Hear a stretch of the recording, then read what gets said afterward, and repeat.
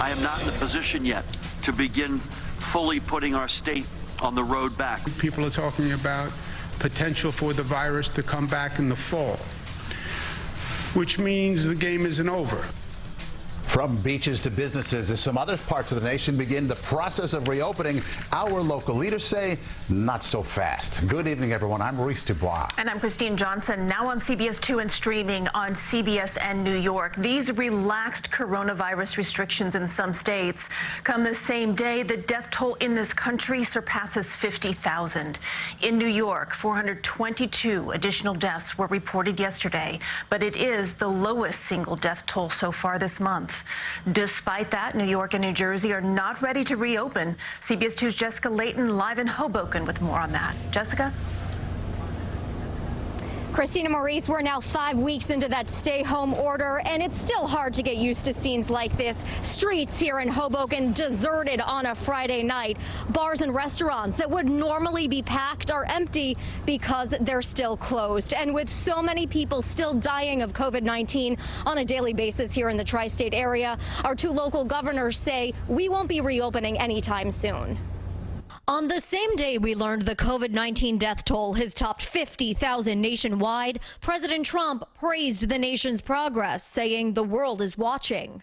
We're opening our country. It's very exciting to see. But not so fast, say leaders in the tri-state, which is largely seen as the hot zone of the current outbreak. Governor Cuomo says reopening too soon will erase the strides the state is making. If you say, well, we're done, can't stay in the house anymore, let's just reopen. What happens?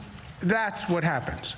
Note the projected skyrocket in cases and hospitalizations. He says we'll need fewer infections and more testing before reopening is a reality. Mayor de Blasio reiterated that. All indicators down. We need to do that for 10 days to 2 weeks, and that's when we can actually start to talk about how to begin loosening up some of these restrictions.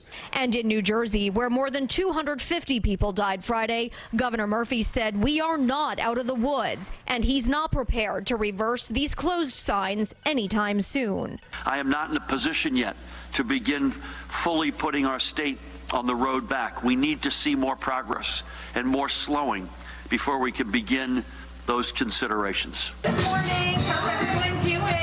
In Georgia, under the direction of that state's governor, but against the recommendation of experts, close contact businesses like gyms, tattoo parlors, and salons were welcoming back customers. Nervous, anxiety, all that too, but, you know, we all want to come back to work. Workers wore masks and took the temperature of some of the first clients. And in Panama City, Florida, some beaches began opening for a few hours each day with social distancing in mind. Don't take advantage of it, because if we start having large crowds, we're going to have to close it down.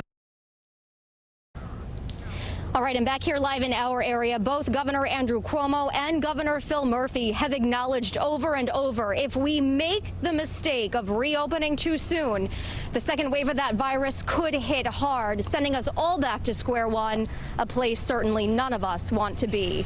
We're live in Hoboken, New Jersey tonight. Jessica Layton, CBS 2 News.